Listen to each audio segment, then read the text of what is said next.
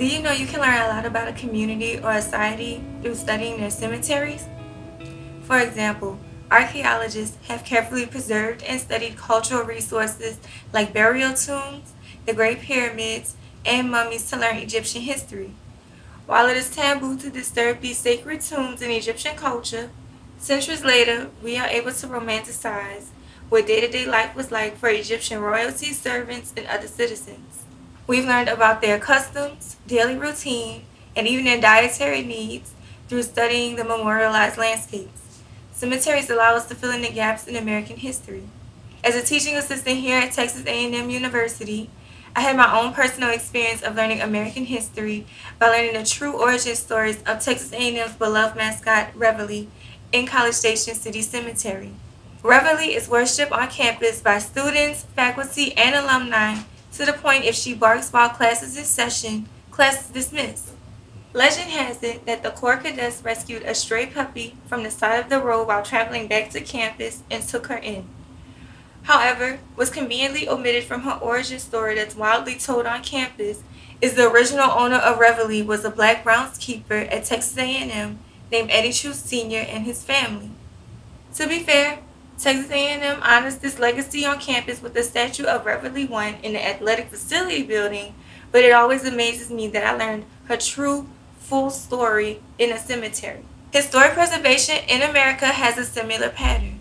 We tend to preserve, honor, and spotlight certain parts of American history and landscapes at the expense of sacrificing other truths. Nearly 200 years ago, Seneca Village was a thriving, predominantly African American community with homeowners, businesses, and other services to roughly 225 residents. This community provided black residents in the area a safe space to escape violent racial tensions. Sadly, the city of New York acquired Seneca Village through eminent domain to begin construction in what would be modern-day Manhattan. The construction of Central Park meant the destruction and permanent burial of its cemetery. Unfortunately, African American cemeteries can be impacted by a combination of systemic and environmental threats. Gullah Island in South Carolina is known for preserving more of its African linguistic and cultural heritage than any other African American community in the United States.